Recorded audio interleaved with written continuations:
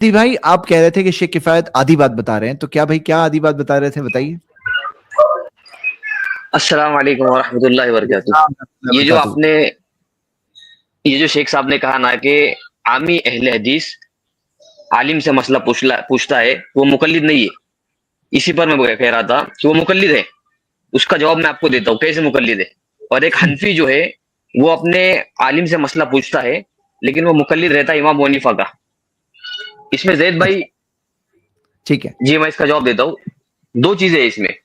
سب سے ٹھیک ہے، پہلے جو تو بات جب ہو رہی تھی آپ نے وہ پوری سن لیے، اب وہاں سے آگے کی بات چل رہی ہے. ہاں جی بتائیے. جی جی اس کے آگے سے بات کر رہا ہوں. بھائی صاحب کہہ رہے ہیں کہ اہل حدیث اگر اپنے علماء سے مسئلہ پوچھتا ہے مقلد ہے، اور حنفی عامی اپنے مفتیوں سے مسئلہ پوچھتا ہے مقلد نہیں ہے، ان کا مقلد نہیں. اس سے بڑا ظلم کیا ہوگا؟ ذرا اس کو پروف کرو، ہمیں سمجھاؤ بھائی.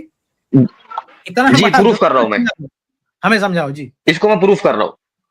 اب جی میں جی پہلا سمجھاؤ. پوائنٹ رکھ رہا ہوں میرا کہ اگر ہاں حنفی عالم حنفی مفتی اگر جواب جو ہے اپنے اصول سے ہٹ کر، یعنی کہ امام ابو حنیفہ کا جو اصول ہے اس سے ہٹ کر امام شافعی کے اصول پر فتویٰ دیتا ہے، تو یہ اب عامی جو ہے وہ اس کا مقلد ہوا، یعنی کہ اس مفتی کا مقلد ہوا.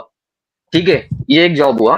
اور دوسرا میرا بھی جواب آپ کے تعلق سے جو ہے اہل حدیث عالم. رکتے نا یہیں پہ رکتے نا بھائی. آپ کہہ رہے جی ہیں کہ امام ابو حنیفہ رحم اللہ کے اصول سے اگر وہ ہٹ کے جواب دیتا ہے تو کیا ہوگا؟ تو وہ عامی جو ہے اس مفتی کا مقلد ہوا. ٹھیک ہے یا تو ٹھیک ہے، لیکن یہ چیز عامی کو نہیں پتا نا کہ وہ اصول پہ جواب دے گا کہ ہٹ کے جواب دے گا. یہ چیز عامی اس نہیں کو اتنا کنفرم تو کر پائے گا نا. ارے میری بات یہیں اصول اس پہ کو رک جاؤ. اتنا آپ یہیں پہ میرے بھائی یہیں پہ جی رکو. جی آپ نے ایک جی جی پوائنٹ کیا پیش کیا؟ آپ نے پوائنٹ یہ پیش کیا، حالانکہ اس پر کئی اینگل سے ہم بات کر سکتے ہیں لیکن فی الحال صرف ایک پہلو سے بات کر رہا ہوں. وہ یہ آپ نے کہا کہ آپ نے شرط لگا دی، کنڈیشن رکھ دی. آپ نے کہا کہ جیسے مفتی طارق مسعود ہے، آپ کی بات کو اور واضح کر دیتا ہوں. آپ کے کہنے کا مطلب یہ ہے کہ مفتی طارق مسعود اگر امام ابو حنیفہ رحم اللہ کے اصولوں کے دائرے میں رہتے ہوئے جواب دیں گے تو ان سے پوچھنے والا امام ابو حنیفہ ہی کا مقلد رہے گا، مفتی طارق مسعود کا نہیں رہے گا. برابر ہے؟ اور آپ نے کہا کہ اگر وہ امام ابو حنیفہ رحم اللہ کے اصولوں کے برخلاف جواب دے، جیسے مفتی طارق مسعود جواب دے دیں اور حنفی اصولوں سے ہٹ کے جواب دے دیں، تو سامنے والا مفتی طارق مسعود کا مقلد ہو جائے گا. یہی آپ کہنا چاہتے ہیں؟ جی حنفی یہی دیوبندی کہنا بھائی. چاہ رہا ہوں. اوکے اچھی بات ہے. تو میرا سوال یہ ہے میرے بھائی کہ یہ جو باریکی ہے نا، یہ جو کنڈیشن ہے، اس کنڈیشن کی جانکاری سامنے والوں کو نہیں ہے. یعنی جو سائل کرنے والا، سوال کرنے والا ہے، اسے نہیں معلوم کہ یہ کس طرح سے جواب دے گا. ان سب باریکیوں کو نہیں سمجھتا. آپ اہل حدیث کو اسی وجہ سے جو ہے مقلد بنا دیتے ہو نا. وہ سب اس کے اندر استدلال کی صلاحیت نہیں ہے، وہ سب پتہ نہیں چلتا اس سے مقلد ہے. تو بھائی جو حنفی عامی ہے اسے کیا پتا کہ مفتی طارق مسعود اب امام حنیفہ رحمہ اللہ کے اصولوں سے جواب دیں گے یا نہیں جواب دیں گے. یہ کنفرم وہ تو نہیں کر سکتا نا، وہ تو ہو گیا مفتی صاحب کا مقلد. جی کیسے نہیں کنفرم کر سکتا؟ اس کو خود معلوم ہے کہ مفتی طارق مسعود یہ خود حنفی ہے. اگر کوئی شافعی عالم ہوگا، شافعی مفتی ہوگا، تو اس کو تو پتا ہوگا یہ شافعی مفتی ہے. اتنا تو پتا ہوگا نا اس کو. کہ یہ بھی نہیں پتا کہ اہل حدیث عالم کو کیسے پتا چلے گا کہ وہ اہل حدیث عالم سے مسئلہ پوچھتا ہے؟ وہ تھوڑی حنفی سے مسئلہ پوچھے گا. ترک گئے دو بات. تو ایسے اہل حدیث عامی کو بھی پتا ہے کہ ہمارا عالم مقلد نہیں ہے، وہ تو قرآن حدیث سے بتائے گا، صحابہ کرام کے میں فہم سے بتائے گا. آپ رکو آپ نے جو دلیل دیا نا، اسی دلیل سے اہل حدیث مقلد ثابت نہیں ہوتا. آپ نے کہا کہ مفتی طارق ہوتا مسعود ہے. چاہے جیسے ایک منٹ رکو میری بات سنو. آپ نے کہا کہ مفتی طارق مسعود چاہے جیسے جواب دے، لیکن اس کو تو معلوم ہے نا کہ بندہ حنفی ہے. تو حنفی ہے تو بائی ڈیفالٹ کہاں سے دے گا؟ وہیں سے جواب دے گا. تو بھائی اہل حدیث کو معلوم ہے نا کہ میرا عالم اہل حدیث ہے، وہ تو بائی ڈیفالٹ قرآن و حدیث سے جواب دے گا، کسی کی تقلید نہیں کرے گا. تو پھر وہ مقلد کیسے ہو گیا؟ جی شیخ یہاں پر آپ نے ایک چیز چھوڑ دی. اہل حدیث جو ہے جیسے قرآن اور حدیث سے مسئلہ دیں گا، آپ نے کہا جواب دیں گا قرآن اور حدیث سے، اسی طرح سے یہ جو حنفی عالم ہے وہ بھی قرآن اور حدیث سے جواب دیں گا، لیکن فہم امام ابو حنیفہ کا ہوں گے، اصول امام ابو حنیفہ کے ہوں گے. دونوں میں ایک چیز کامن ہے شیخ، قرآن اور حدیث، یہ دونوں میں ایک چیز کامن ہے. چاروں مسلک کے ماننے والوں کے پاس، چاروں اماموں کے پاس قرآن اور حدیث ہے، وہ ادھر سے ہی جواب دیں گے. جس طرح سے اہل حدیث عالم کے پاس قرآن حدیث سے، لیکن فہم یہاں پر اہل حدیث اپنے اجتہاد سے دے رہا ہے جواب. اس کے لیے اہل حدیث عامی جو ہے مقلد ہوا اس کا. ٹھیک ہے. یہ جو آپ نے کہا نا کہ اہل حدیث اپنے اجتہاد سے جواب دے رہا ہے، یہ جہاں اہل حدیث اجتہاد کرتا نا وہاں یہ علماء دیوبند بھی اجتہاد کرتے. جیسے نوازل میں جو مسائل آج پیدا ہو رہے ہیں ان مسائل میں دونوں سیم ہیں. یعنی اہل حدیث بھی اجتہاد کرتا ہے اور یہ علماء دیوبند بھی اجتہاد کرتے ہیں, یہ لوگ بھی اجتہاد کرتے ہیں. اور بہت سارے مسائل میں اہل حدیث اجتہاد کہاں کرتا ہے بھائی؟ جو نصوص صریحہ میں وہ ڈائریکٹ اس کو بتاتا, کہاں اجتہاد کرتا. اور بہت سارے مسائل میں اہل حدیث کیا کہتا ہے, بلکہ اکثر مسائل میں صحابہ کرام کے فہم کو لے کے چلتا ہے.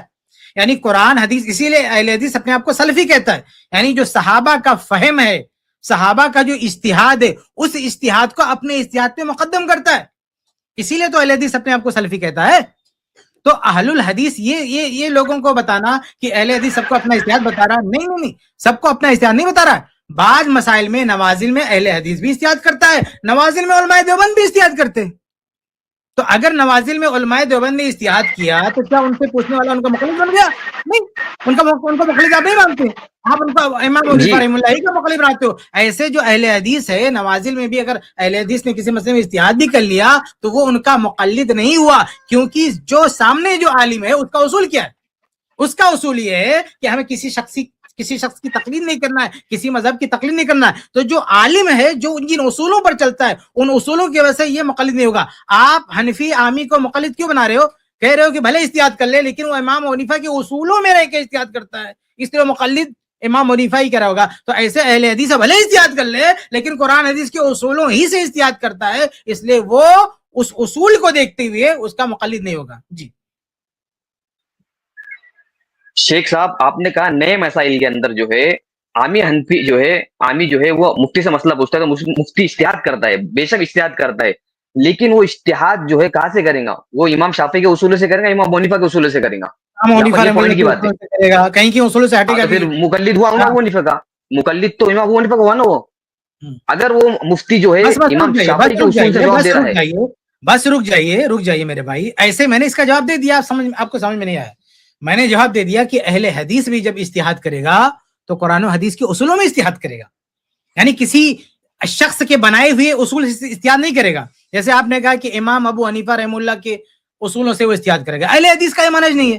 اہل حدیث قرآن و حدیث سے جو مستنبط اصول ہیں انہی کی روشنی میں اجتہاد کرے گا. وہ اجتہاد وہ اصول کسی نے بھی آگے چل کے فالو کیا ہو.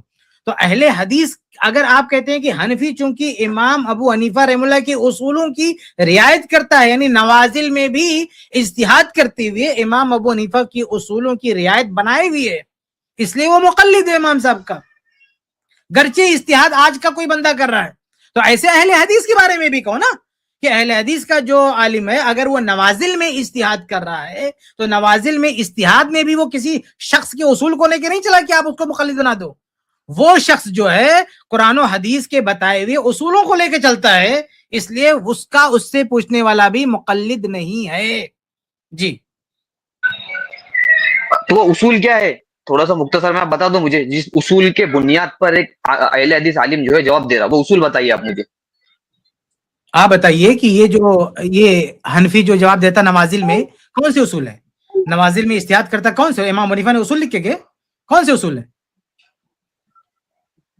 یہ بات بھی چاروں مجتہد کے پاس. یہ جو آپ نے کہا کہ امام ابو حنیفہ رحمہ اللہ کے بتائے ہوئے اصولوں کی روشنی میں اجتہاد کرتا ہے, یہ بات بھی اپنے قبر صحیح نہیں ہے. وہ تو میں نے ایسے جو ہے آپ کی بات جو میں نے اگنور کیا, ان کے بہت سارے اصول خود کے جو نوازل ہے نا اس میں کوئی اصول نہیں ملتا.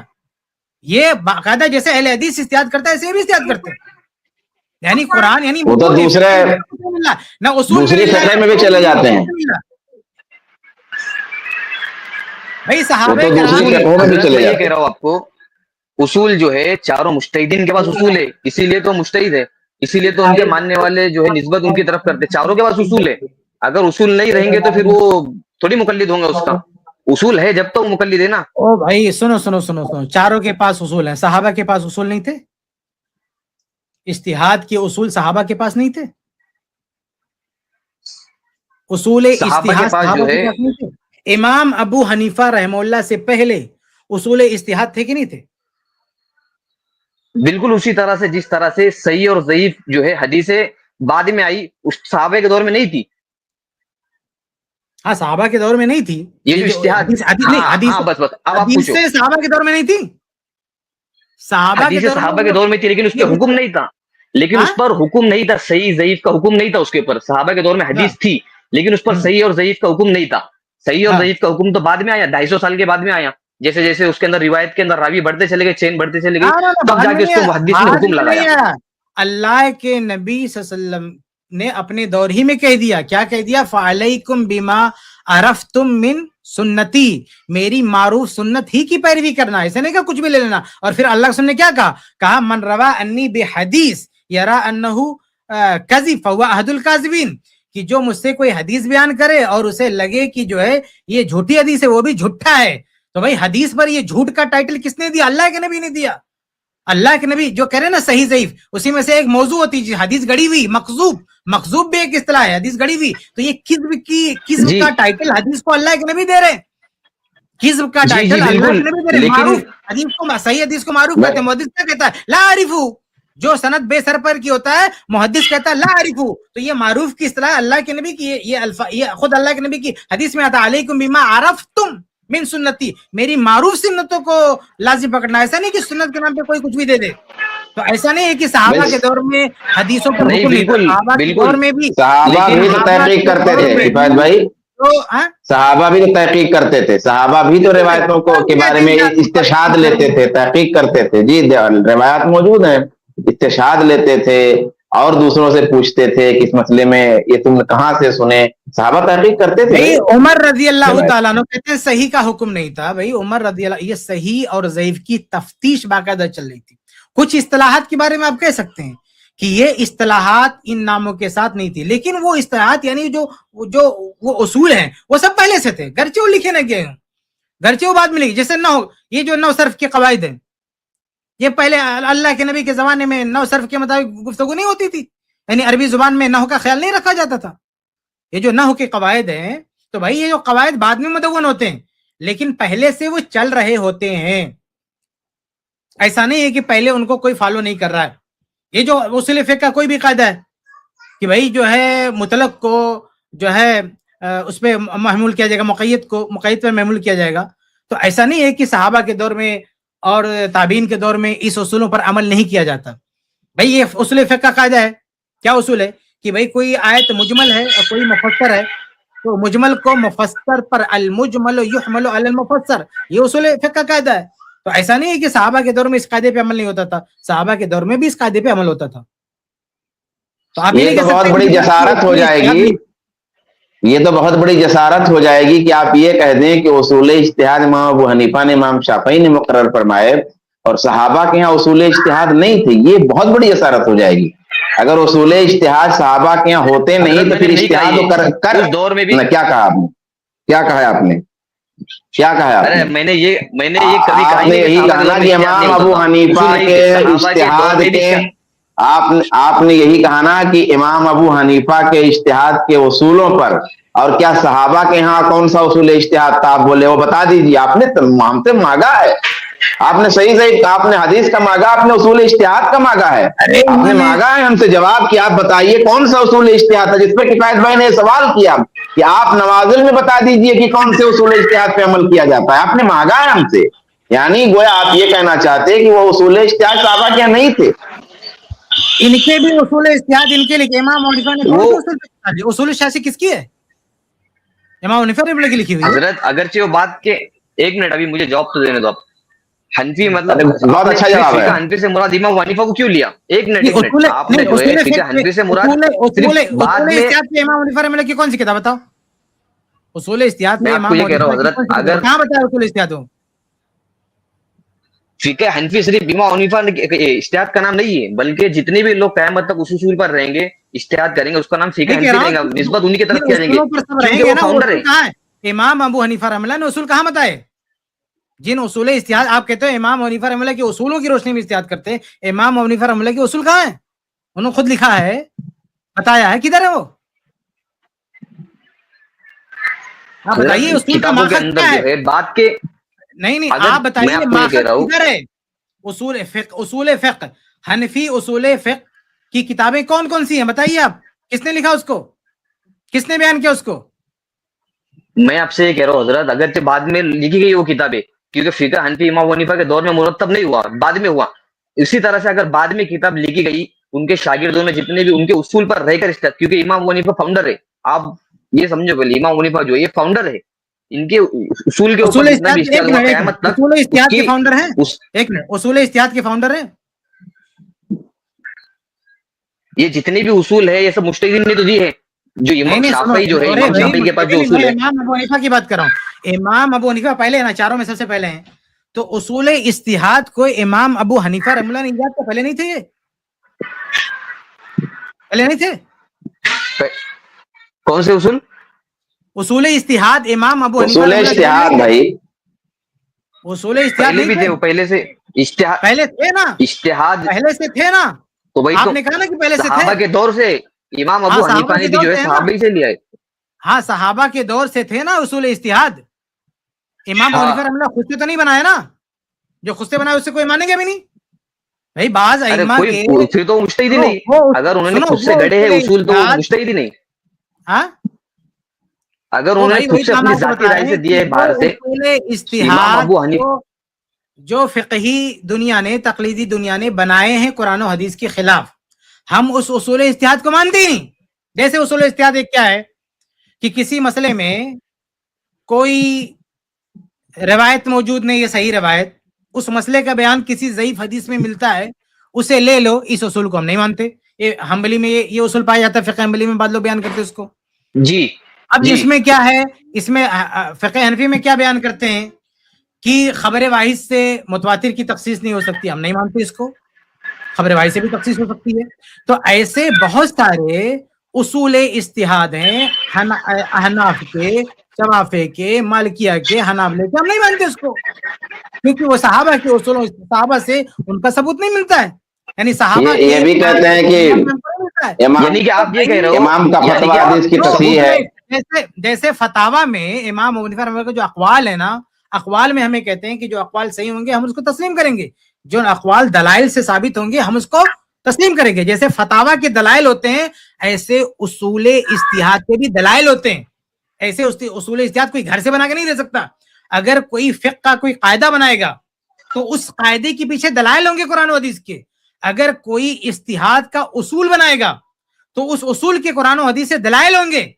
ایسے کوئی گھر سے اصول بنا کے نہیں دے دے گا تو قرآن و حدیث مرجع ہے اصول اجتہاد کا بھی فتاوی کا بھی تو جو اصول اجتہاد ائمہ اربعہ یا جتنے بھی امام ہیں اصول اجتہاد جن لوگوں نے بتایا کہ یہ اصول اجتہاد ہے ان کے بتائے ہوئے اصول اجتہاد کی دلیل قرآن و حدیث میں ملتی ہے ہم اس کو مانتے ہیں اور جو اصول اجتہاد کی دلائل قرآن و حدیث میں نہیں ملتے ہم اس کو نہیں مانتے تو ہم اصول اجتہاد کو ماننے میں بھی کسی شخصیت کے پابند نہیں ہے نہ امام ابو حنیفہ نہ امام ائمہ اربعہ کسی نہیں ان میں سے کسی نے بھی کوئی اصول اجتہاد بتایا اگر وہ قرآن و حدیث کے خلاف نہیں قرآن و حدیث میں اس کی اصل موجود ہے ہم اس کو مانتے ہیں تو اصول اجتہاد میں بھی اور فتاوی میں بھی کسی میں بھی اہل حدیث تقلید نہیں کرتا جی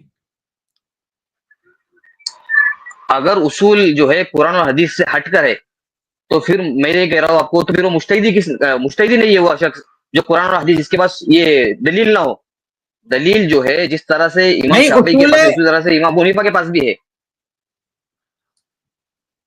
اصول اجتہاد کی بات آپ کہہ رہے ہیں کہ اصول اجتہاد سے امام ابو حنیفہ کے اصول اجتہاد کو کوئی لے کر چل رہا ہے اس لیے امام ابو حنیفہ کا مقلد ہو گیا آپ یہ کہنا چاہتے ہیں ہم یہ کہہ رہے ہیں کہ بھئی اہل حدیث جس طرح فتاوی کو ماننے میں تقلید نہیں کرتا ہے ایسے اصول اجتہاد کو بھی ماننے میں تقلید نہیں کرتا اہل حدیث کا کوئی لوگ اصول نہیں چاروں ائمہ میں سے جتنے لوگوں نے جیسے چاروں ائمہ کے جو فتاوی صحیح ہوتا ہے نا اہل حدیث مان لیتا حالانکہ چاروں کا مقلد نہیں ہے مطلب ایسے ہی چاروں چاروں جو اصول اجتہاد ہے جو انہوں نے بتایا اپنی کتابوں میں وہ صحیح ہے ہم مانتے ہیں کوئی پرابلم نہیں ہے مطلب آپ نے صرف ایک ہی چیز کو تکلیف سمجھ لیا ہے یعنی کہ کسی نے یہ التزام کر لیا جیسے آپ نے پچھلی بار مجھے کہا تھا التزام کرنا اور مقلد بنانا یہی آپ کہہ رہے اس کے اوپر میں آپ کو ایک مثال دیتا ہوں زید بھائی ایک منٹ ہمارے پاس کوئی ایسی شخصیت نہیں ہے جس ہم کہیں کہ صرف اسی کے اجتہاد لیں گے اس لیے مقلد نہیں ہے نہ ہمارے پاس کوئی ایسی شخصیت ہے کہ ہم انہی کا فتاوی لیں گے چاہے فتاوی کا مسئلہ ہو چاہے اجتہاد کا مسئلہ ہو ہم کسی کو لاک کر کے نہیں رکھے ہوئے اس لیے ہم مقلد نہیں ہیں امام کلیئر ہو گیا اب تقلید کی ڈیفینیشن پہ آ رہے ہیں آپ دیکھو ایک ٹاپک جو آپ نے الزام لگایا تھا کہ یہ چیز آپ نے جو شروع میں اسٹیٹمنٹ کہا نا بہت عجیب و غریب والا کہ جس کے نے کہا یہ چیز اہل حدیث کے لیے تقلید ہے اور یہ چیز حنفی کے لیے تقلید نہیں ہے تو وہ چیز کو آپ اینڈ کر رہے ہیں نا وہ چیز کو آپ چھوڑ رہے ہیں ارے وہ تو کہاں سے اس کا جواب تو آپ نے دیا ہی نہیں ابھی تک اہل حدیث جو ہے اہل حدیث کیوں نہیں دیا ابھی تک؟ کیا جواب دے رہے تھے آپ کو؟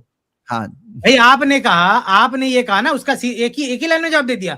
آپ نے کہا جو حنفی سے پوچھتا ہے، چونکہ وہ حنفی بائی ڈیفالٹ امام ابو حنیفہ کے اصولوں کو لے کے چلتا ہے، اس لیے وہ کیا ہوگا؟ وہ مقلد ہوگا. تو ہم نے بھی کہہ دیا جواب کہ جو اہل حدیث ہوتا ہے وہ جو ہے کسی شخصیت کے اصولوں کو لے کے نہیں چلتا، قرآن و حدیث کے دلائل کو لے کے چلتا ہے اور قرآن و حدیث سے مستنبط اصولوں کو لے کے چلتا ہے، اس لیے اصول پوچھنے والا مقلد ہی نہیں ہے. جواب تو ہو گیا. ارے جب وہ اہل حدیث لیکن حضرت ایک منٹ، اہل حدیث جو ہے جب حدیث پیش کرتا ہے، دلیل پیش کرتا ہے، تو اپنی تحقیق سے پیش کرتا ہے، تقلید سے پیش کرتا ہے. جیسے مثال کے طور پر میں آپ کو ایک بات کہتا ہوں، امام المانی رحمۃ اللہ علیہ کے بہت جگہ جی اتباع کرتا، وہ اتباع سے پیش کرتا ہے، کسی کی تقلید سے نہیں پیش کرتا. نہیں مطلب تحقیق کر کے، یہ کہہ رہے آپ، مطلب یہ کہہ رہے آپ کہ وہ تحقیق کر رہے، یہ کہہ رہے نا آپ؟ مطلب وہ مفتی، مطلب وہ مفتی عالم جو ہے اہل حدیث عالم تحقیق کی بنیاد پر جواب دیتا ہے، یہ کہہ رہے آپ؟ تحقیق کرے گا یا اتباع کرے گا؟ تقلید نہیں کرے گا، وہ تحقیق کرے گا، اتباع کرے گا. اور عامی کیا کرے گا؟ عامی بھی اتباع کرے گا. عامی بھی اتباع کرے نہیں، گا. عامی تو مقلد ہوا اس کا. اچھا مجتہد ہے. ایک منٹ میں آپ کو ایک بات نہیں آ گئی. آپ عامی کیسے مقلد ہوگا مجھے بتاؤ؟ اہل حدیث کا عامی کیسے مقلد ہوگا؟ میں آپ کو مسئلہ میں آپ کو جو ہے اہل حدیث کا عامی کیسے مقلد ہوگا مجھے ذرا سمجھاؤ تو. چلو ابھی ڈیفینیشن پہ آنا پڑے گا. اہل حدیث کا عامی کیسے مقلد ہوگا مجھے بتاؤ ذرا. کیسے آپ نے تحقیق نہیں کرتا وہ مقلد ہو گیا، کیسے مقلد ہوگا مجھے بتاؤ ذرا سمجھاؤ. ارے تقلید ہوتی اجتہادی مسائل میں، جب اجتہاد ہوگا تو ماننے والا مقلد ہوگا. جس طرح سے یہ آپ کے جو عالم نے اجتہاد کیا اور عامی کو مسئلہ بتایا تو وہ ماننے والا مقلد ہوا نہیں ہوا؟ ارے بھائی وہی تو ہم آپ سے کیا کہہ رہے ہیں کہ اجتہاد آپ کے علماء بھی کرتے. نوازل میں اہل حدیث جو ہے وہ اپنا اہل حدیث ہر مسئلے میں اجتہاد نہیں کرتا ہے. اہل حدیث اگر نوازل میں اجتہاد کرتا، نوازل میں تمہارے علماء میں بیٹھ کے اجتہاد کر رہے ہیں، تو تمہارے علماء کو ماننے والا امام ابو حنیفہ کا مقلد کیسے ہو گیا؟ بات پھر پڑھ رہی ہے وہیں پہ نا، بات پھر وہیں سے جہاں سے جواب تو میں نے دیا نا آپ کو. شروع ہو رہی ہے پھر بات. آپ نے جواب میں نے آپ کو، بات پھر وہیں سے شروع ہو رہی ہے. تمہارے جو حنفی علماء ہیں یہ جو نوازل میں اجتہاد کرتے ہیں تو ان کا خود کا اجتہاد ہوتا ہے، ان کا خود کا اجتہاد ان کی قوم مانتی ہے، تو یہ ان کے مقلد کیوں نہیں ہوئے؟ ابو حنیفہ کے مقلد اصول ہے اس کے پاس، کیونکہ اس کے پاس ابو حنیفہ کے اصول ہے. اس کے لیے اگر اس کے پاس جو ہے امام شافعی کے اصول پر جواب دے گا، امام شافعی کے اہل حدیث اجتہاد کرتا ہے وہ ہوا میں، اہل حدیث جو اجتہاد کرتا ہے اس پر قرآن و حدیث کے اصول ہیں. اہل حدیث کے لیے تو میں آپ کو کہہ رہا ہوں، میرے مسئلے کا ایک سوال کا جواب دے دو، مسئلہ سمجھ میں آ جائے گا. اس کے مقلد نہیں ہے جی. میں آپ کو جو ہے ایک سوال پوچھ رہا ہوں، بس اس کو آپ جواب دے دو مجھے، مطلب میرا بھی کوشچن جو ہے کلیئر ہو جائے گا. ارے سنو، آپ نے کہا کہ یہ جو مقلد ہے یہ جو گرچہ نوازل میں اجتہاد کرتا ہے لیکن اس کے پاس امام ابو حنیفہ کے اصول ہیں، اس لیے سوال کرنے والا ابو حنیفہ کے مقلد ہو گیا.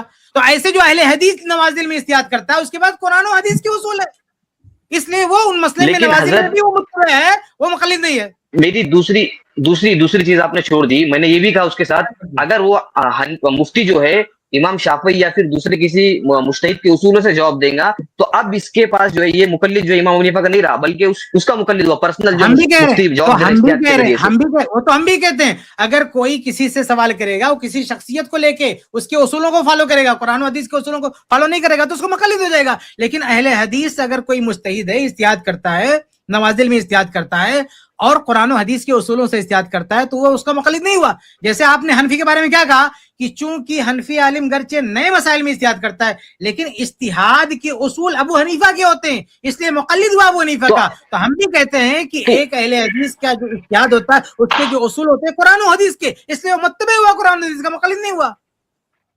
تو وہ اصول جو ہے وہ اصول کی بات تو میں آپ سے پوچھ رہا ہوں، آپ اصول کیا بتاتے؟ زید بھائی ایک منٹ، یہ جو اصول جب میں پوچھتا ہوں اہل حدیث لوگوں سے تو وہ بولتے ہیں کہ امام ابو حنیفہ کے جو اصول ہے ہمارے اصول ہے، امام شافعی کے جو اصول ہے ہمارے اصول ہے، امام احمد کے جو اصول ہے وہ ہمارے اصول ہے. نہیں، اصول کیا ہمارے وہ سارے اصول ہیں جو قرآن و حدیث میں آئے ہیں، ہمارے وہ سارے اصول ہیں جو صحابہ نے بیان کیے، ہمارے وہ سارے اصول ہیں جو فقہا نے بیان کیا، قرآن و حدیث کے خلاف نہیں ہے. ہم اصول میں بھی کسی کو لاک کر کے تھوڑی رکھیں. ہمارے جو اصول اجتہاد ہیں، جیسے ہم فتاوا ہے نا، فتاوا وہ ہمارے پاس لاک نہیں ہے، یہ فتوا یہ اٹھا کے سب کو دینا ہے. ایسے اصول اجتہاد بھی جو ہے وہ ایسا نہیں کہ کسی ایک کو لے کے بیٹھے ہوئے ہیں. جس فقہ میں بھی यानी चारों में अगर कोई है, चारों के पास जो कोई उसूल इज्तिहाद सही है हम उसको मानते हैं, चारों से बाहर कोई उसका भी मानते हैं। तो इसमें हमने किसी की तकलीफ नहीं की है, कुरान और हदीस में आ रहे, अगर कुरान और हदीस के मुताबिक वो उसूल होंगे हम उसको मान लेंगे, कुरान और हदीस के मुताबिक उसूल नहीं होंगे हम नहीं मानेंगे। उसूलों में भी शेख साहब बार-बार एक चीज कह रहे हैं, लॉक करना तकलीफ नहीं होती हमारे यहाँ, लॉक करना। मैं आपसे कह रहा हूँ एक शख्स को लॉक कर दिया तो मुकल्लिद हुआ। अगर जिस तरह से आप कह रहे हैं हम लॉक नहीं करते तब भी आप मुकल्लिद हो, वो तकलीद मुतलक हुई। फिर आपने अगर लॉक नहीं किया तो तकलीद मुतलक हुई। इसकी मैं आपको एक मिसाल के जरिए से ज़ैद भाई एक मिसाल देता हूँ, आपको समझ जाएंगी बात मैं क्या कहना चाह रहा हूँ।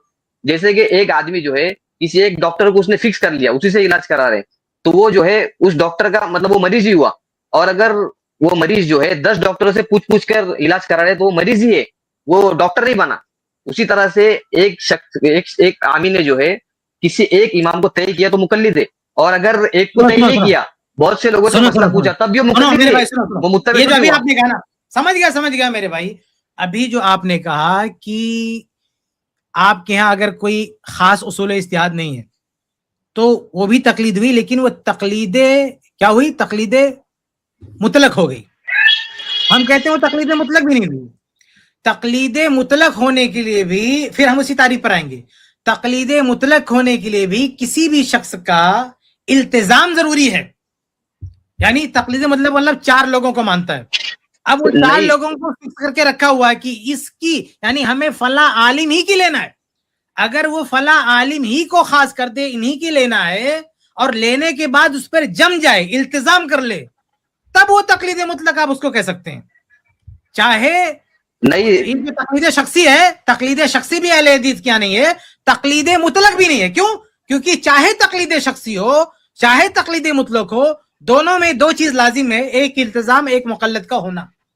और अहले हदीस के यहाँ न तकलीद शख्सी है न तकलीद मुतलक है, क्योंकि अगर वो 10 लोगों से मसला पूछता है, 10 लोगों में से किसी की बात को पूछ के उसको लॉक नहीं करता है, क्योंकि उसको लॉक नहीं करता है इसलिए उसको मुकल्लिद में। जैसे फिक़्ह हनफी में, हनफियों में, देवबंदियों में कोई मुफ्ती तारिक मसूद से पूछेगा, पूछ के उसको लॉक नहीं करता है। अगर मुफ्ती तकी उस्मानी साहब ने कह दिया कि मुफ्ती तारिक मसूद की बात गलत है, वो छोड़ देगा मुफ्ती तारिक मसूद को, ले लेगा तकी उस्मानी को, क्योंकि लॉक नहीं किया है। तो ये मुकल्लिद नहीं है, आपका आदमी मुफ्ती तारिक मसूद का मुकल्लिद नहीं है। क्यों मुकल्लिद नहीं है? क्योंकि मुफ्ती तारिक मसूद की बात को लॉक नहीं किया उसने। तो आप जैसे अहले हदीस में बताओ तकलीदे मुतलक, तो आपके यहाँ भी ये मुतलक मुफ्तियाने मुतलक हैं, आपके मुफ्तियाने मुतलक हैं, यानी इतने सारे मुफ्तियान हैं, लेकिन आप लोग कहते हो कि इन मुफ्तियान का मुकल्लिद नहीं है, क्योंकि मुफ्तियाने मुतलक इतने सारे मुफ्तियान हैं आपके, लेकिन किसी का वो मुकल्लिद नहीं बनता, क्योंकि उस किसी को लॉक नहीं करता, इल्तिजाम किसी के साथ नहीं करता। ना मुफ्ती तारिक मसूद के साथ इल्तिजाम है उसका, ना जो है मुफ्ती तकी उस्मानी साहब के साथ इल्तिजाम है। किसी भी हनफी को पता चलेगा कि ये मुफ्ती तारिक मसूद ने जो हमको बताया था वो गलत था, और मुफ्ती तकी उस्मानी साहब कहते नहीं सही तो ये, वो छोड़ देगा, इसलिए वो उसका मुकल्लिद नहीं है। तो ऐसे अहले हदीस भी है, वो 10 लोगों से पूछे, किसी भी व्यक्ति पूछा मसला, उसको पता चला, सीनियर आलिम ने बता दिया नहीं उस तो गलत था, उसने तहकीक किया, देखा, थोड़ा दिमाग पता लगा, बाकी बात गलत है, छोड़ देगा। इसलिए मुतलक में भी वो मुकल्लिद नहीं है, मुतलक लोगों से यानी कई लोगों से पूछता है, उसमें भी अहले हदीस मुकल्लिद नहीं है, क्योंकि उनकी बातों का इल्तिजाम नहीं करता है और शख्सियत टारगेट नहीं होती है। यानी उसका गोल ये नहीं होता मुकल्लद कि हमें इसी को मानना है। आपके यहाँ 2 प्रॉब्लम होती है, क्या? एक तो ये कि जो मसला इमाम मुनीफा से मिल जाए या आपके बकौल उनके उसूलों से मिल जाए, उसी से जमे रहना है, ना उनके फतावा से निकलना है, और फतावा से निकले भी तो कम से कम उसूलों से नहीं निकलना है। ये इल्तिजाम आपके यहाँ। और मुकल्लद आपके यहाँ क्या है? आपने एक शख्सियत को जो है तय करके रखा है कि सब कुछ यहीं से आना चाहिए, या तो फतावा आए, फतावा ना मिले तो कम से कम उसूल आए। तो 2 चीज आपके यहाँ, एक जो है इल्तिजाम है और एक जो है मुकल्लद है। ये तकलीद शख्सी में भी हो सकता है, ये तकलीद मुतलक में भी होता है। हम कहते हैं अगर कोई बंदा कह दे कि हम चारों की मानेंगे, अगर आज कोई बंदा बोलते हैं कि हम 4 अइम्मा को मानते हैं और चारों की तकलीद करेंगे, इन चारों से बाहर नहीं जाएंगे, ऐसे भी कुछ लोग पाए जाते हैं कि हम इन चारों से बाहर नहीं जाएंगे, तो ये भी तकलीद है, समझ रहे हैं? तो तकलीद मुतलक भी हमारे यहाँ नहीं पाई जाती। शेख साहब 1 मिनट में आपको जवाब देता हूँ इसका।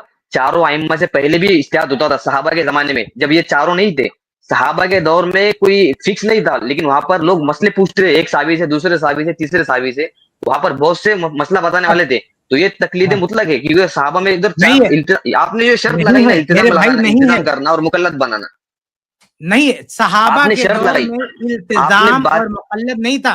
صحابہ کے دور میں یہ شکل نہیں تھی کہ کسی سے مسئلہ پوچھ کے اسی پر وہ جم جاتے تھے, ایسا نہیں تھا, بلکہ صحابہ کے دور میں کئی روایتیں ہم اس سے پہلے پیش کر چکے ہیں کہ مسئلہ پوچھا جاتا تھا اور مسئلہ پوچھے جانے کے بعد باقاعدہ دوسروں سے تفتیش ہوتی تھی, دوسروں سے سوال جواب ہوتے تھے. ان کے یہاں بھی التزام نہیں تھا, صحابہ کا بھی التزام نہیں. لیکن وہ جو مسئلہ سائل, میں نے پچھلی بار بھی آپ کو یہ بات کہی تھی, جو سائل نے مسئلہ پوچھا صحابی سے, ان کے اس پہ اطمینان نہیں, مطلب دوسرے صحابی نے ان کو جواب دیا, تو یہ اب یہ دوسرے صحابی سے جب فتوا لیا, تیسرے صحابی سے لیا, تو رکا یا نہیں. آپ یہ کہنا چاہتے ہیں کہ ایک صحابی سے جیسے معاویہ رضی اللہ عنہ سے پوچھا وتر کی نماز کتنی ہے, انہوں نے کہا, مطلب معاویہ رضی اللہ عنہ سے پتا چلا وتر کی نماز 1 ہے. اب وہ جا کے ویریفائی کر رہے ہیں عبداللہ بن عباس رضی اللہ تعالیٰ عنہ سے, انہوں نے کہا کہ انہوں نے ٹھیک کہا. تو آپ کا کہنا ہے کہ اس دوسرے پر جم گیا, تو کہتے ہیں یہ التزام ہو گیا. آپ یہ کہہ رہے ہیں نا التزام ہو گیا, یہ التزام نہیں ہے. کیوں؟ کیونکہ اگر ابن عباس رضی اللہ تعالیٰ عنہ سے بڑا کوئی عالم دوسرا صحابی یہ پروف کر دے کہ ان کی بات غلط ہے, ان کی بات ٹھیک نہیں ہے, تو ان کو بھی چھوڑ دے گا. آپ چھوڑ دیں گے, آپ دوسرے کو تو لیں گے نا. ارے میری بات سنو, التزام تب ہوگا جب آپ کوئی ایسی, ارے سنو میرے, آپ کوئی ایسی مثال دیں صحابہ کی زندگی سے, ایسی مثال دیں کہ ان کے سامنے دلائل رکھے گئے اور رکھنے کے بعد بھی نہیں کہا کہ ہم نے جو پرانے سے پوچھا انسی پر رہیں گے. اس کو بولتے ہیں التزام. آپ کے یہاں کیا ہوتا ہے کہ آپ کے یہاں دلائل آ بھی گئے تو آپ کیا کہتے ہیں, آپ کہتے ہیں ہم یہیں پہ رہیں گے, ہم دلائل دیکھیں گے نہیں. صحابہ کے دور میں دلائل ادھر بھی ہے نا میرے شیخ صاحب, دلیل. او بھائی اس بات کا زید بھائی تھوڑا سا ان کو مجھے سمجھانے دیجیے. جو آخری نقطہ پیش کیا ہے, ابھی تک یہ نقطہ میرے خیال سے آپ نے نہیں پیش کیا تھا, آپ کا نیا نقطہ ہے, اس لیے اچھے سے جواب بھی آپ جو ہے سن لیجیے. آپ کا نقطہ کیا, میں پھر سے دہراتا ہوں تاکہ میری بات آپ کو سمجھ آئے. آپ کا نقطہ یہ ہے کہ چلو معاویہ رضی اللہ عنہ سے کوئی مسئلہ پوچھا, انہوں نے بتایا, عبداللہ بن عباس رضی اللہ تعالیٰ عنہ کے پاس وہ آئے, انہوں نے کہا بھائی وہ غلط ہے یہ صحیح ہے. یہاں تو اتفاق والی بات ہے کہ ابن عباس نے اتفاق کر دیا, لیکن کہیں اختلاف کی بات بھی ہے. جیسے ابو موسیٰ الاشعری رضی اللہ عنہ سے پوچھا, عبداللہ بن مسعود نے بتایا, وہ بات صحیح تھی, ان کو لے لیا, ان کو چھوڑ دیا. تو ایسے کئی مسائل ہیں کہ کسی ایک صحابی نے کوئی بات بتائی, بتانے کے بعد دوسرے صحابہ سے پتہ کیا گیا, پتہ چلا یہ مدلل بات ہے, اس کو مان لیا گیا. آپ یہ کہنا چاہتے ہیں کہ دوسری بار جس کی رائے قبول کی گئی وہاں تو جم گئے نا. آپ کا نقطہ ہے کہ وہاں التزام ہو گیا, ہم کہتے ہیں وہاں بھی التزام نہیں ہے, کیونکہ اس دوسری بات کے خلاف بھی, یعنی اگر کوئی یہ پروف کر دے کہ وہ دوسرا مسئلہ بھی, یعنی دوسرے صحابی نے جو بتایا تھا وہ بھی درست نہیں ہے, وہ بات بھی غلط ہے, تو دوسرے کی بات بھی وہ صحابہ چھوڑنے کے لیے تیار ہیں, یعنی ان کی بھی چھوڑ دیں گے, دوسرے صحابہ کی بات چھوڑ دیں گے, تیسرے کی بات مان لیں گے. تو اگر آپ اس کو التزام ثابت کرنا چاہتے ہو تو آپ کو ایسی مثال دو کہ دوسرے صحابی نے کوئی بات بتائی, پھر تحقیق ان کے سامنے رکھی گئی, یعنی کسی اور نے کوئی بات بتائی حقیقت دلائل کے ساتھ, تو صحابی نے کہا نہیں ہم نے چونکہ فلاں سے پوچھ لیا ہے اس لیے ہم کسی کی سننے والے نہیں, ہم اسی کو لاک کر دیں. اس کو التزام کہتے ہیں. تو صحابہ سے التزام کا کوئی ثبوت نہیں ہے, انہوں نے اتباع کیا ہے. جب ان کو پتا چلا کہ یہ چیز غلط ہے, ٹھیک نہیں ہے, قرآن و حدیث کے خلاف ہے, فوراً انہوں نے چھوڑ دیا, کسی بھی رائے کے ساتھ انہوں نے التزام نہیں کیا.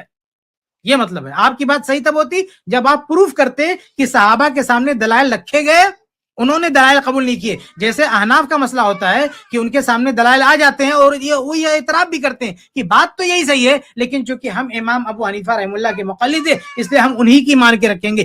یہ ہے التزام, اس کو بولتے ہیں التزام. نہیں شیخ صاحب, ایک منٹ, آپ نے جو ہے کہا دلائل جو ہے امام ابو حنیفہ کے پاس بھی ہے, ایسا نہیں کہ امام ابو حنیفہ کے پاس دلائل نہیں ہے. یہاں پر جو ہے راجح اور مرجوح کا مسئلہ آیا, بہتر اور کم بہتر کا مسئلہ آیا. یہاں پر جو ہے حنفی جو ہے, امام ابو حنیفہ جو ہے ان کے مطلب جو فتویٰ ہے اس کو بہتر سمجھتا ہے, جس طرح سے امام شافعی کا مقلد ان کے اس کو بہتر سمجھتا ہے. یہاں پر بہتر اور بہتر, صحیح اور غلط کا مسئلہ نہیں ہے.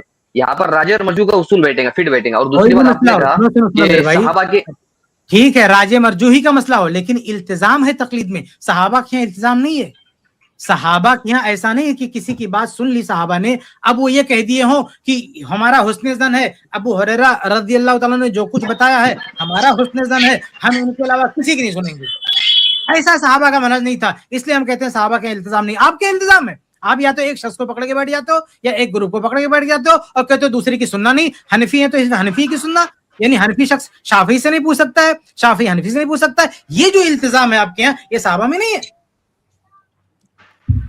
اگر آپ اس التزام کو ہٹا دے, میں پھر آپ کو کہہ رہا ہوں اگر اس التزام کو آپ ہٹا دے تو پھر مطلب اگر میں نہیں میں آپ سے کہہ رہا ہوں التزام کو ہٹا دیں نہیں کہا اہل حدیث, ارے اہل حدیث بھی تو وہی کر رہے ہیں حضرت, اہل حدیث کون سا یہ کر رہا ہے, وہ بھی تو سیم چیز کر رہا ہے.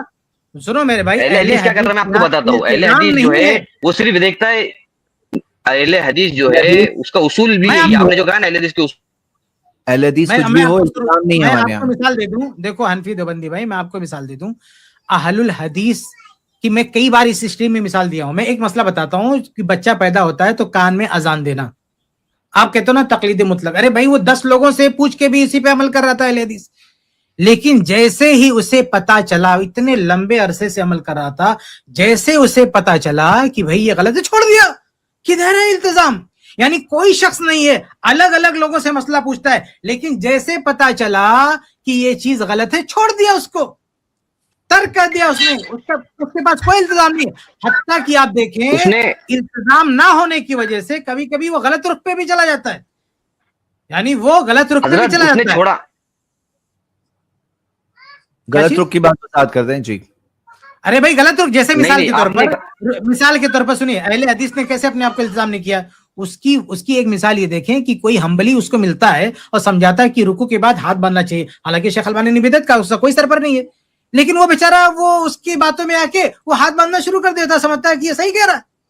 مطلب اس حد تک اس کے یہاں عدم التزام ہے. آپ سوچئے اس کے پاس التزام نہیں ہے, اس حد تک عدم التزام ہے کہ ایک حنبلی کی بات مان لیتا ہے اس چکر میں کہ بھئی یہ صحیح کہہ رہا. ہم لوگ بھی دیکھیں امام ابو حنیفہ رحمہ اللہ کا کوئی فتویٰ آتا ہے, ہمیں لگتا ہے یہ صحیح, ہم اس کو مان لیتے ہیں, ہمارے یہاں کوئی التزام نہیں ہے.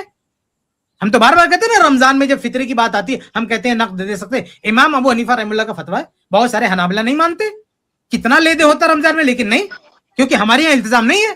تو آپ جب التزام نہیں ہے ہم کو لگتا ہے امام حنیفہ کی بات ہے, ہم اس کو مان لیں گے. ٹھیک ہے, آپ نے تین مثال دی آپ نے. ایک منٹ زید بھائی, ایک ہی جواب دوں گا بس, پھر یہ میرا ہو جائے گا. آپ نے 3 باتیں کہی کہ اہل حدیث جو ہے عقیقے کو نہیں مانتا تھا, بعد میں جب اس کو پتا چلا کہ یہ بات جو ہے غلط ہے پھر اس نے جو ہے چھوڑ دیا. تو یہاں پر اس نے جب چھوڑا, پہلی بات چھوڑی, تو دوسرا سوری آپ نے یہ کہا نا, سوری کان میں اذان, جی کان میں اذان, لیکن جب اسے پتا چلا کسی محقق کے ذریعے سے, تب اس نے اس کو لاک کیا نہیں کیا؟ نہیں لاک کیا, نہیں لاک کیا. کیسے لاک نہیں کیا؟ ایک منٹ کیوں کہ نہیں لاک کیا؟ اس لیے کہ اگر کل کوئی حدیث آپ, اگر میں کہتا ہوں آج آپ دے دو کوئی صحیح حدیث کہ بچے کے کان میں اذان دینا ثابت ہے, اب بھی میں قبول کر لیتا ہوں. کہاں میں نے لاک کیا؟ ایک منٹ, ہم نے کہا ابھی آپ نے ارے بھائی ہم نے کہا ہم نے کہا کہ اس وقت کوئی دلیل موجود نہیں ہے, جو تھی وہ صحیح ثابت ہو چکی, ہم نے اس کو چھوڑ دیا. اگر کل کو کوئی صحیح حدیث آ جائے, کوئی صحیح روایت آ جائے, تو ہم آج کا آج قبول کرنے کے لیے تیار ہیں. ہم نے لاک نہیں کیا, ابھی بھی لاک نہیں کیا, ابھی بھی لاک نہیں ہے. آپ کیا لاک ہو جاتا ہے بھیا کہ اب ہم نہیں سنیں گے سامنے؟ ایک منٹ زید بھائی, تو یہ بات میں جواب دے رہا ہوں آپ کو ابھی. زید بھائی ایک بات میں جواب دے رہا ہوں اس کا, کہ آپ نے کہا کہ اگر آپ میرے سامنے صحیح حدیث پیش کر دے تو پھر میں اس کو لوں گا. یہ چیز کس نے بتائی آپ کو کہ یہ مطلب پرانی حدیث جو ضعیف تھی اور یہ حدیث صحیح ہے؟ یہ جو ہے یہ ایک اجتہاد ہے, محدث کا اجتہاد ہے. پھر دوسرے جو ہے میں راجے اور مرجو, نہیں دوسرا ٹاپک نہیں, یہ واپس یہ راجے اور مرجو کا مسئلہ آ گیا حضرت. میں آپ کو اگر صحیح حدیث دوں گا, میرے بھائی میں آپ کو صحیح, آپ دیکھو آپ پٹری سے اتر رہے ہو. یہ چیز کی کس نے آپ کو بتایا؟ دوسرا ٹاپک چینج ہو رہا ہے, ٹاپک چینج ہو رہا ہے. ابھی بات ہو رہی تھی التزام کی, ابھی آپ چینج ہو رہے ہو کہ محدث کی بات ماننا تقلید ہے کہ نہیں, اس پر آپ جا رہے ہو. ابھی ہم بات کر رہے تھے, میں یہ کہہ رہا تھا کہ اہل حدیث کا التزام آج بھی نہیں ہے, اہل حدیث کا التزام آج بھی نہیں ہے. بھائی ایک ہی مسئلے میں کبھی ایسے بھی مثالیں آپ کو مل جائے گی کہ کچھ سالوں تک ایک موقف رہتا ہے کہ میرا ایک موقف ہے کسی بھی اہل حدیث عالم کا, بعد میں اس کا چینج ہو جاتا ہے, اس کے خلاف بعد میں واپس بھی آ جاتا ہے, بعد میں اس پرانے موقف پہ واپس بھی آ سکتا ہے اگر پتا چلتا ہے کہ نہیں بھائی وہی صحیح تھا. ایسی بھی مثالیں آپ کو مل جائیں گی. تو اہل حدیث نے کوئی مسئلہ لاک نہیں کیا ہے, کوئی بھی مسئلہ اس نے لاک نہیں کیا. میں آپ کو بتاؤں تورک کی مثال بتاؤں, میں آپ کی بات سمجھ گیا حضرت, میں آپ کی بات سمجھ گیا. آپ جتنی اس کا پروف دے دو. تورک کا مسئلہ نا, اہل حدیث ہر نماز میں تورک کرتا ہے, ہر نماز میں.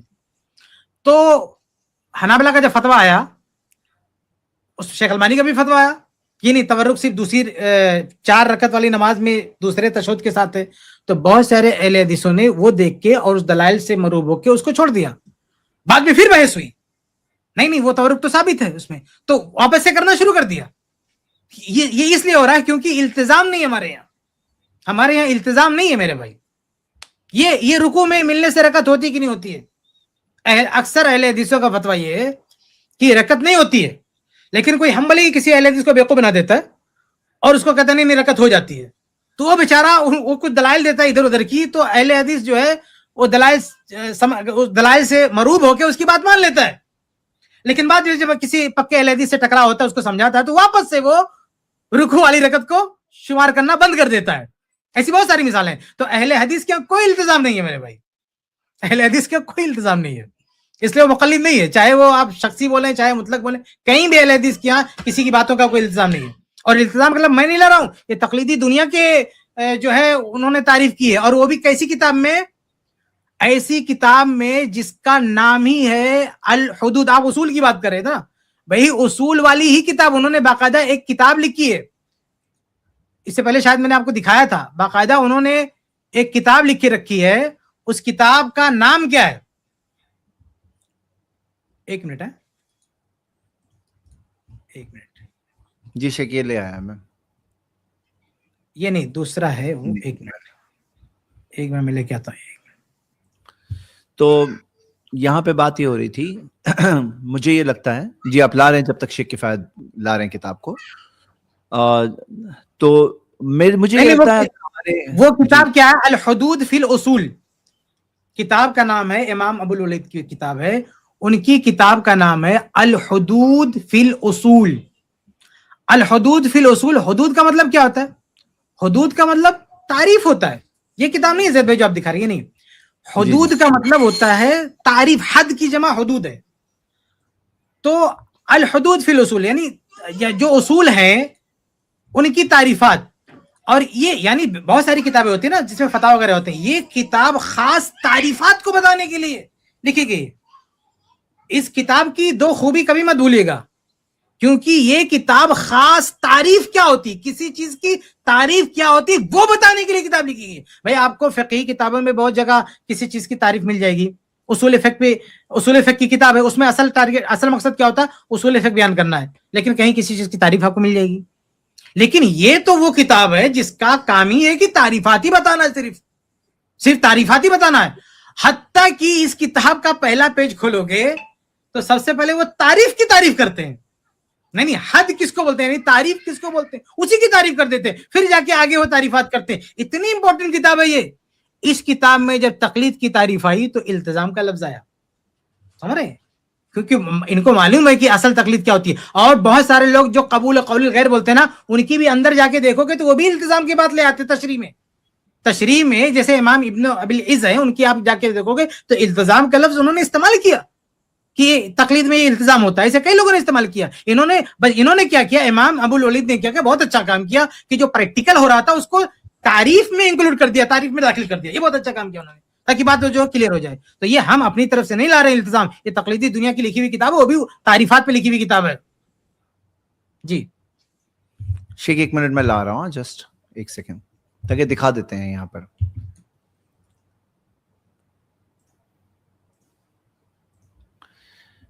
جسٹ کنفرم کریں شیخ, یہی آپ بول رہے ہیں یہ کتاب؟ ہاں یہی ہے زید بھائی, یہی کتاب ہے التقلید التزام و حکم المقلد من غیر دلیل. یہی کتاب ہے زید بھائی. یہ الکتاب الحدود ہے, کتاب الحدود. حدود کے معنی تعریف ہوتا ہے. یہاں حد اسلامی حدود نہیں ہے جو زانی کو جو ہے سنسار کر دے, وہ اس معنی میں نہیں ہے. یہ حدود تعریف کے معنی میں. جی یہ حدود تعریف کے معنی میں, اس کے اندر یہ ڈیفینیشن آپ لوگ دیکھ رہے ہیں. ہاں, التزام و حکم المقلد من غیر دلیل, یہ اس کی ڈیفینیشن تقلید کی. ہمارے یہاں التزام نہیں ہوتا بھائی, ہم کیوں اپنے آپ کو مقلد بولیں گے؟ آپ کیا ہوتا ہے التزام؟ تقلید شخصی والے کا بھی التزام ہوتا ہے, تقلید مطلق کوئی کرتا ہے اگر کرے گا تو اس کا بھی التزام ہوگا. بغیر التزام کے تقلید کا وجود ہو ہی نہیں سکتا. اس کو لغوی اعتبار سے کوئی بول دے, لیکن بغیر التزام کے تقلید نہیں ہو سکتا. تقلید وہیں ہوگی جہاں التزام ہوگا. جی